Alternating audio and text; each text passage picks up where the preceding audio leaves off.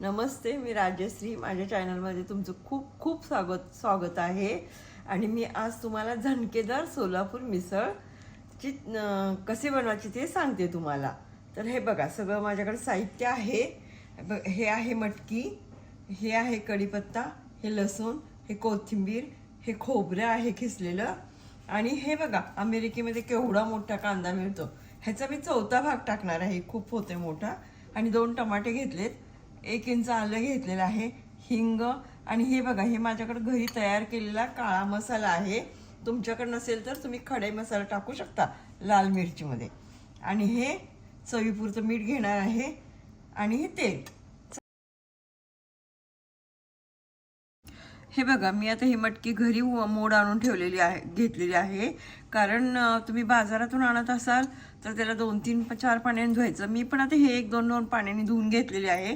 आणि मी मगाशी सांगायचं विसरले की तुम्हाला हे हे हळद टाकायचे शिजायला घालताना. आणि थोडंसं मीठ चवीनुसार टाकायचं आहे. आणि परत भाजी करताना आणखी तुम्हाला व्यवस्थित टाकायचं चवीपुरतं. आणि बघा, आता हे मी शिजायला लावलेलं आहे मोडालेली मटकी. आता हे बघा, आता मिक्सरमध्ये मी कोथिंबीर टाकले, कढीपत्ता टाकलेला आहे, आणि लसणाच्या 4 पाकळ्या आणि आलं. आणि आता मी ना खोबरं जे आहे वाटलेलं खिसलेलं ते मी 3 चमचे टाकणार आहे. 4 चमचे टाकणार आहे. आणि ही बारीक पेस्ट करून घेणार आहे. नंतर मी फोडणीची प्रक्रिया तुम्हाला सांगते.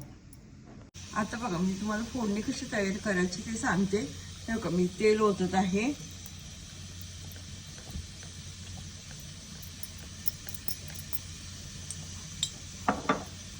तेल ओतलं की मी जिरी मोहरी टाकणार आहे.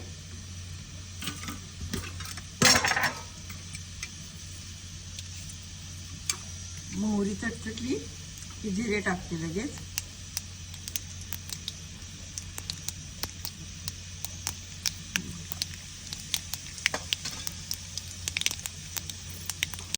आता हे बघा, हिंग टाकला चिमटभर. आणि आता मी कांदा टाकते. हे बघा, कढीपत्ता विसरला होता, आता मी टाकते. तेलात तळला जातो तो पण छान.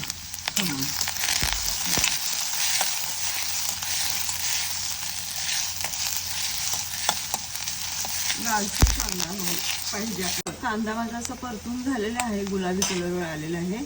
आणि आता मी हा जे वाटलेला मसाला आहे ना, तो मी मसाला टाकते सगळा. हे बघा,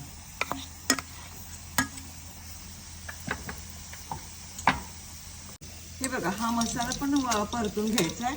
आणि त्याच्याबरोबर मी टमाटे पण टाकणार आहे. हे पूर्ण छान तेल सुटेपर्यंत परतायचं परत एक वेळ. म्हणजे ही खूप सुंदर भाजी होती. हे बघा, असं छान टमाटर वगैरे टाकायची, पूर्ण तेल निघेपर्यंत याला परतायचं परत. हे बघा, केवढं तेल सुटलेलं आहे खोबऱ्याचं. ते ह्याला मी अजिबात तेल घातलेलं आहे. जे पहिलं कांदा भरताना तेल वापरलेलं होतं ना, तेच मी वापरते आता. आणि आपल्याला हेल्दी बनवायचे. हे बघा, हे जे आमच्याकडचं सोलापूरचं काळा तिखट आहे ना, हे टाकते मी. आणि तुम्हाला काळं तिखट म्हणजे ह्याला ना आम्ही कच्चे मसाले, खोबरं, मिरची, आणि तिखट मिरची नाही आहे आमची, ही बेडगी मिरची सारखीच आहे. त्यामुळं आम्हाला तिखट जास्त चालत नाही आहे. हां, तुमच्याकडे जरी नसेल, लाल मिरची असेल, तर तुम्ही सगळे ते खडे मसाले असते ते थोडे 1-2 करून मिक्सरमधनं बारीक करून टाकू शकता तुम्ही. त्यामुळे मिसळ खूप भारी लागते. हे बघा, आता माझ्याकडे मी कुकरमध्ये शिजवून घेतलेले 4 शिट्ट्या काढलेत. आता खूप सुंदर शिजलेले आहे. आता मी बघा टाकते ह्याच्यात. आणि तुमच्याकडे जर शिजणारी मटकी नसेल तरी तुम्ही 5 पण शिट्ट्या काढू शकता. हे बघा, एकदम मस्त झालेलं आहे. हे बघा, आता मी ना गरम पाणी ओतत आहे. हे ते शिजले. हे बघा, मी पाणी गरम करून घेतलेलं आहे. गरम पाणीच ओतते. तुम्हाला जेवढं पाहिजे तेवढं तुम्ही ओतू शकता, पण गरमच पाणी ओतायचं. थंड अजिबात पाणी वापरायचं नाही, कारण त्याची बेचव होती. गरम पाण्यामुळे छान भाज्या होतात. हां, आता ना हे बरोबर झालेलं आहे. पण चवीनुसार मीठ आहे का नाही तुम्ही बघा. आणि मग त्याच्यात मीठ घाला, बस. बाकी काही नाही, सगळं व्यवस्थित होते. हे बघा, आता आपली मिसळ पाव सगळी रेडी झालेली आहे. आणि ही तर्री आहे. आणि हे त्याचा हे आहेत उसळ. तर हे बघा सगळं तयार आहेत. कुणी ह्याच्यात सेव वगैरे हे सगळं घेऊन खाऊ शकता. ही तरी त्याच्यात ओतू शकता आणि खाऊ शकता मस्त. हां, आणि आता तुम्ही पण करून बघा कशी झाली, करा, खावा आणि मला कमेंट करून सांगा की तुम्ही छान झाली. कमेंट करून सांगा आणि लाईक करा, शेअर करा, सबस्क्राईब करा. बाय.